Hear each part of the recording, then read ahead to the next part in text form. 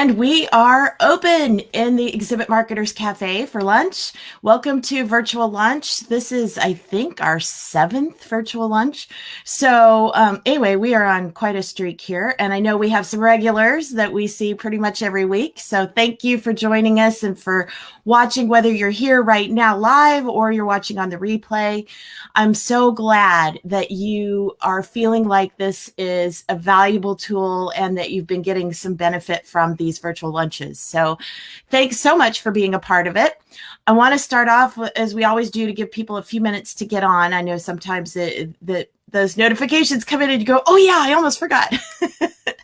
So I want to just start with a few announcements. So first off, go ahead, introduce yourself in the comments. Tell us where you're from. And we'll pop those in and out on the screen. If you haven't been here with us live before, that's how we do it, is you type in the comments and then we get to broadcast them on the screen. So I'm going to share just a few things. I want to remind you, our friend Hadley at EvCon Fitness is doing yoga every Tuesday and Thursday for people in the events industry. So you see I've created links here. So you've got a Tuesday link and a Thursday link. Tuesday is at 7 a.m. Not my thing. If you're a morning person, there you go. Thursday is much more my speed. It happens at noon. So there you go. But anyway, so she does these virtual yogas and it is fun and it's a very stimulating and beneficial activity. So good thing to go check out if you're interested. Also wanted to share just a couple of things. I had put together a list of recommended business tools that include like project management, webinars and virtual tools, which we're going to talk a little bit more about some of that today. But anyway, so there's a list if you're looking for some business tools to help with managing your remote team and that kind of thing. And then if you specifically want some project management tools, this is from my essential time management strategies for exhibit marketers class that I created that's available online. But this is actually one piece of it, which is a breakdown of project management tools. And so it's a grid that kind of breaks down the different features and what's available in each of the different tools. Trello is one you're probably familiar with. Asana.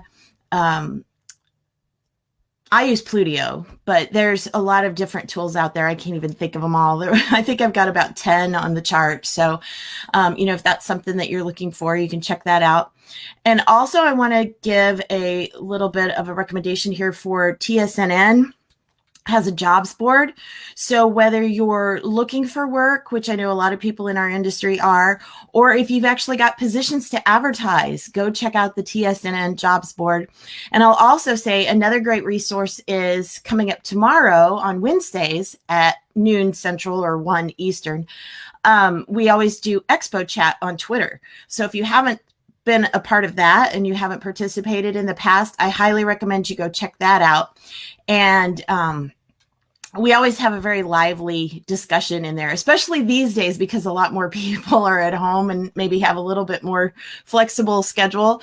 So we've been getting some really good discussions in there. So, all right, Rama, hey, welcome back. Rama is one of our regulars. She's from Lev Promotions. Oh, no.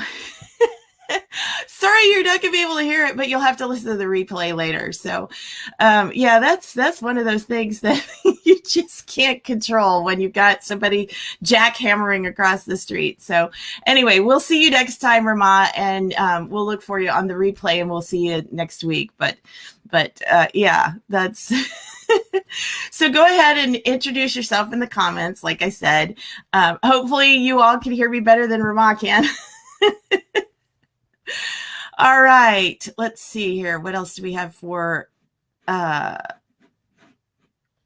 announcements? Okay, I think I've covered all of that. So we're going to go ahead and jump into our topics. One of the link, and I have my husband Alan is in the background as he is every week. He's back there broadcasting the links for me. So we're going to start out with the Go Live Together link, Alan. So if you could put that up and I'll put it on the screen. It's a whole group of industry vendors that have come together and associations and things and put together the Go Live Together, what do I want to say, campaign. So there is the link for that. This is probably the simplest link you're going to see today. but anyway, so they have a lot of great resources. Particularly, there's 2 pages on there that I want to point out. There's a safety page, which has links to a lot of the things that we're going to talk about today. So if you don't catch all the links as I post them, or as Alan posts them, rather, you can go there and check out a lot of the different things we're going to talk about. And then also there's a page called Impact.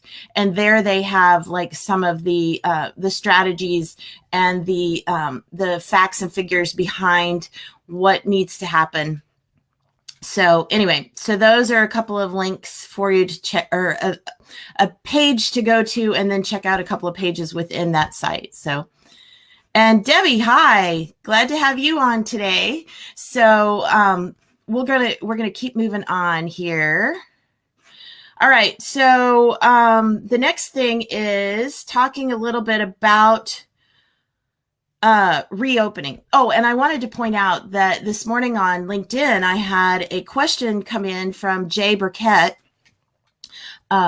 He said, what do you think the long-term effects will be on exhibitions, events, and experiential events? And so that's basically, you know, it was interesting because that was pretty much the track I was taking for today. So I guess we're all on the same wavelength right now and thinking about what do we do? What's going to be the long-term ramifications of all of this? And Brand Experience Collective did a survey. Alan's going to put that link up too. The survey, and they've actually, the page that we're sending you to, they have the actual like results of the survey. They did like a PDF of, you know, with all the graphics and everything of the results, but they're also later this month going to do a webinar where they go over the results. So you can actually go sit in on that. And I'm looking forward to that, actually, where they kind of break it down. But basically how it boils down is that the majority believe that we're going to be dealing with this into 2021. And I have to say, I hate to say it, but I really think that that's true. I mean, I think we may get some events going this fall, but I don't think it's going to be on the scale that we want it to be. Unfortunately, it's going to be a tough road back. And as we break down some of these resources that I'm going to share, you're going to see why some of this is going to be really challenging. But anyway, I highly recommend you go check out this survey. Hey, Chuck, so glad you were able to join us today. I know you've been following on LinkedIn, and I'm glad you were able to actually hop on live. So, all right. So, but back on the idea of reopening and what's going to happen. Well, first of all, I want to start. China just had the Hunan Auto Show. It was the first expo, really the first one I've heard of to happen. Alan, I'll have you go ahead and pop that link. Well, there's actually 2 different links, so just start with one of them. We'll put one up and then we'll put the other one up. There's a couple different articles that I found.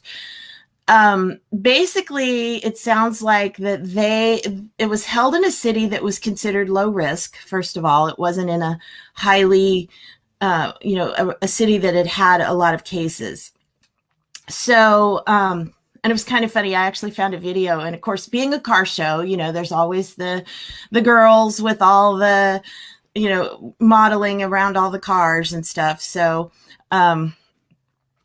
anyway, but the girls, they were all dressed in white. They were dancing around the cars, and they were all dressed in white, and they all had their little coordinating white masks on. So it's going to be kind of a bizarre world we live in for a while.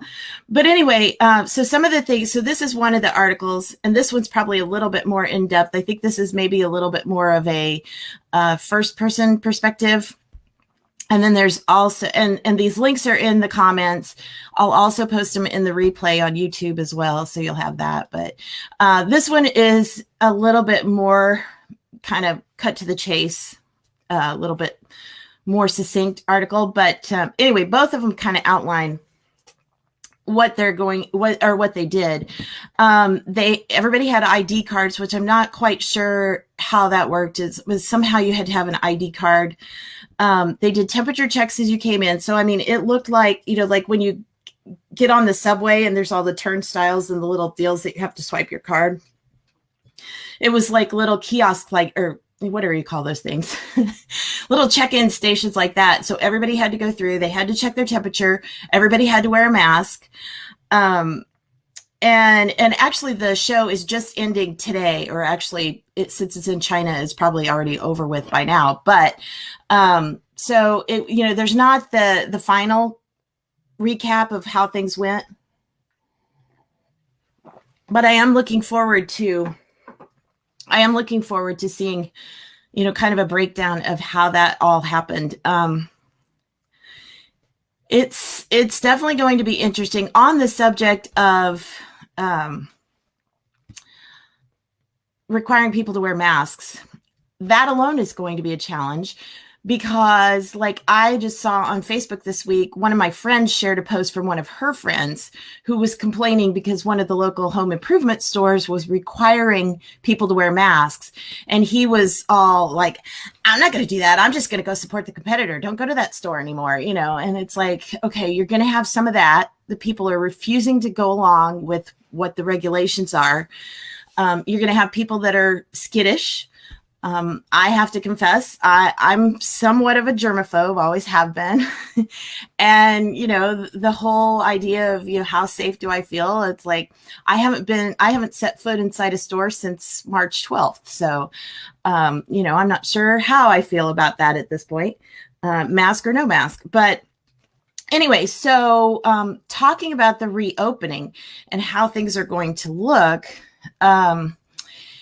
it's going to be interesting. There's another article, Alan, I'll have you post the 3 phases article. This was done by, let's see, where do I have that? This was written by Howard Givner, who's from the Event Leadership Institute. And so he talked about that there's 3 phases to the recovery. And we're in phase 1 right now, which is pure virtual. I mean, let's just face it, that's the only option we have right now. We cannot gather. My husband and I have kind of joked to people that, I'm actually in an industry that's illegal right now. So, but it's going to be a while before things get back to that point, because we're in the pure virtual. Obviously, there's less risk health-wise, and there's also less expense for attendees to participate. The stigma is now gone as far as virtual. A lot of people have resisted it. I mean, virtual has been a technology, to do virtual events has been a technology for a long time, but a lot of people didn't feel comfortable. But so now it's like it's a level playing field. You've got news anchors, late night talk show hosts, Ellen DeGeneres. Everybody is just, doing virtual hosting events from their own home, their living room, their kitchen, whatever. So it's like, it doesn't seem strange anymore for people. So I think people are more attuned and more open to that. So that's phase 1. Phase 2, according to Howard's article, is local and regional events, because people are still going to be wary of travel. Which, by the way, I got an email this week about Southwest sent out about their how they're enhancing their sanitation procedures. Haven't had time to read that one yet, but I'm sure all the airlines, I know the hotels are doing it. In fact, let's go ahead, Alan, and hop on the links for Marriott and Hilton. Last week we talked about the Wynn resorts, and they're very, very detailed. Like, if you're looking for ideas of what to put in your own plan, I highly recommend you go, and you'll find in the links for the replay, or in the comments for the replay last week, you'll find the link for the Wynn plan. So this one is the Marriott standards. So I'll share that one first, and then we'll put Hilton up. But I know all of the major hotels are putting together these enhanced detailed plans of what they're doing for, making their environment safer. So that's the Marriott one. Now we'll put up Hilton.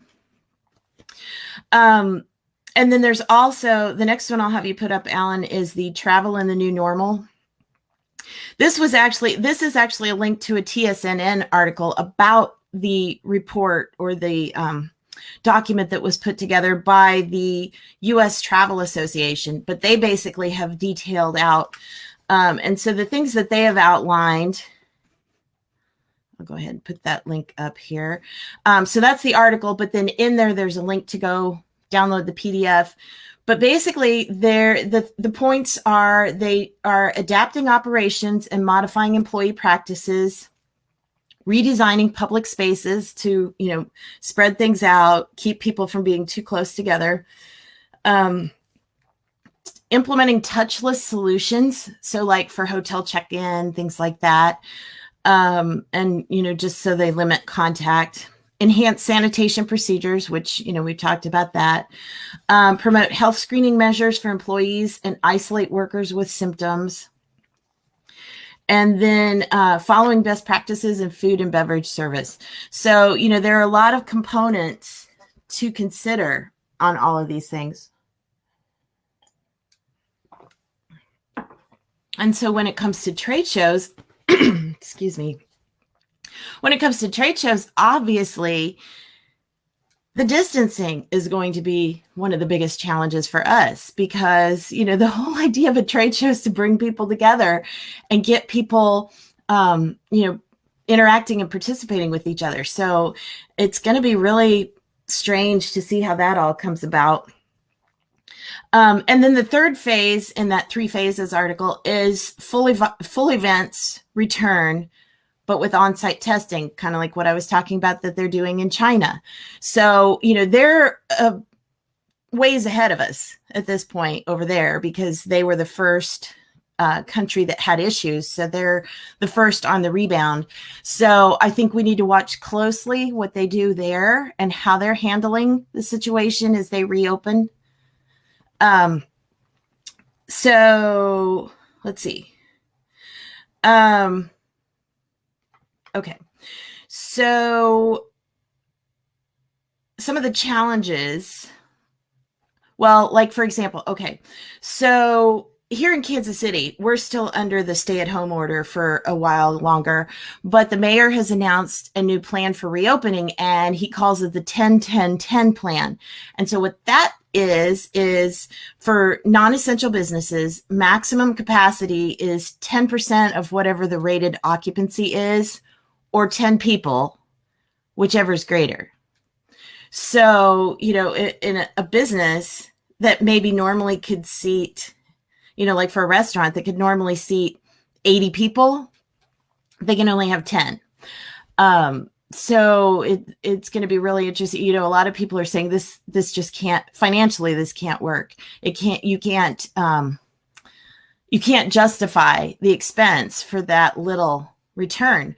And you start talking about trade show floors, even if they say 50% of standard occupancy, if you normally have a 10,000 person show and you can only have 5,000 people or less, is that going to be realistic? So, there's a lot of things. Oh, and then the third part of the 10-10-10 is that anybody who comes in and spends at least 10 minutes in a business, the business has to collect their name and contact information and what time they were there. So basically you have to log in and log out so they know if there was any reported cases, then they can follow up. So that's kind of back to what China was doing with the ID cards and everything. I'm assuming is probably how that worked, was like you scanned in as you went in the show floor and scanned as you left. So they knew exactly when you were on the show floor. But again, a show floor, it's huge. Most of the time it's huge. And so you're wandering in and out and around all these different booths. It's like, is every exhibitor going to have to keep a log? I mean, I don't know. I don't really know the answers to a lot of these questions. I don't think any of us know the answers at this point, how this is logistically going to work. There's going to be a lot of changes to contracts and insurance policies for sure. It's going to be a really interesting thing here. I'm trying to negotiate a space contract with a venue, I think, or a hotel or anything. So yeah, there's going to be a lot of issues. Oh, Alan, I'll also have you put up the SEER article. They also did an article about the phases of reopening that's really good. So kind of give you some perspective. So I gave you that 3 phases link. And so I'll give you this one as well. And let's see. Oh, and I also saw a press release that was kind of interesting this week, that there's one of the general service contractors who's planning to offer testing at all the live events that they are involved with. They've partnered up with a healthcare provider to do this. So I thought, well, that's kind of interesting to see if the GSCs are now going to add that as one of their services, that's part of their bundle that they sell to organizers. So, I don't know. It's kind of interesting. The whole thing, I mean, yes, it's stressful. Yes, it's, what do I want to say? Frustrating. It's, all of these things, but it's also in one way, it's fascinating to see how people are responding and the creative solutions and things that people are coming up with. So, I really hope that this is going to be a smooth path forward, as smooth as possible. I know that there's going to be a lot of bumps in the road as we move through all of this, and we're basically there's no game plan. I mean, there is no resource you can go to that says here's what you do. We got to all figure it out together. Let's see what else. Oh, couple other things on the subject of reopening. McCormick Place has now announced this week that they think they can be open for events as early as July. So I've got a link on that I can share as well. Alan will put that up. But their contract to have it set up as a hospital runs through June. They actually, I haven't heard any specifics, but I don't think it was used a lot. I do know I heard that it was used some. If any of you are from Chicago and you have some insights, please go ahead and put those in the comments. But so they're planning on having the hospital part cleared out by June. And so then they can they can start having events again. Oh, and then IMTS, which is massive. I mean, it takes up virtually the entire McCormick Place. And this one, I will warn you, is a massively long link. But again, it's in the comments, so you could just go click. But so IMTS is scheduled. They have an every other year show. They're scheduled for September. So it's going to be really interesting to watch and see how that evolves as we move forward towards that. They're still a go at this point. They're still on for September. McCormick is saying that the center will be ready, and they're still planning to move forward. In what form and how that's going to look, it'll be interesting to watch. MPI rescheduled their WEC from this summer. They moved it to November.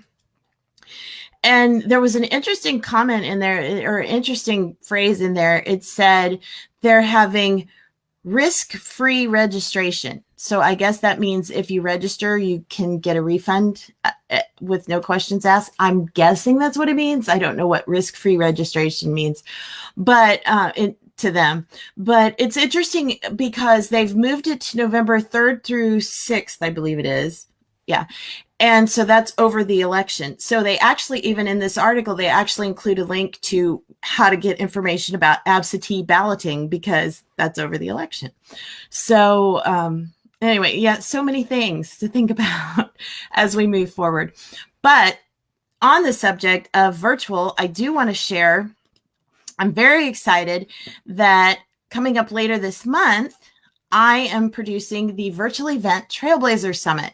So if you do have an event coming up and you're trying to figure out, you're trying to navigate your way through the whole idea of virtual, I've lined up a variety of show organizers, event organizers, to talk about how they've gone virtual. And these are all firsthand case studies talking about what they've done. I've got one who actually held their event in March live in person and also combined it with virtual. I've got one that is a company that held a user conference.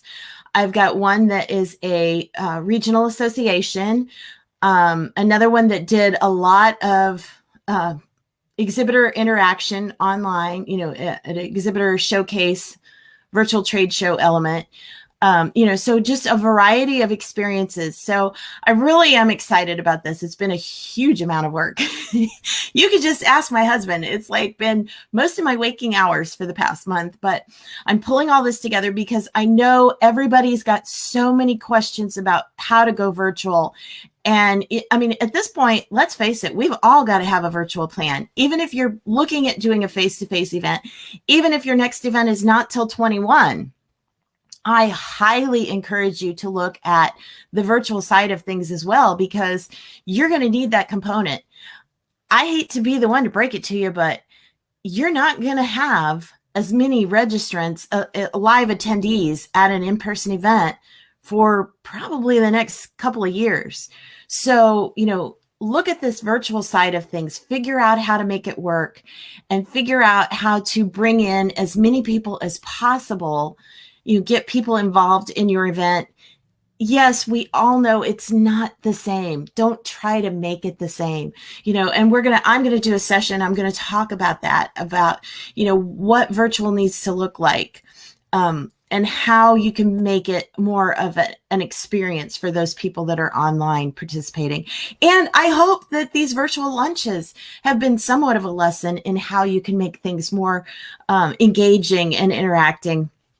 I know we don't get a lot of comments necessarily in the virtual lunch, but I do know people are watching, and I'm getting private messages and I'm getting comments after the fact and questions from people. So, I really hope that this has been a valuable tool. I really hope that the summit will help you, and if you are an industry vendor, please feel free to pass this link on to your clients, your show organizers, your event organizers.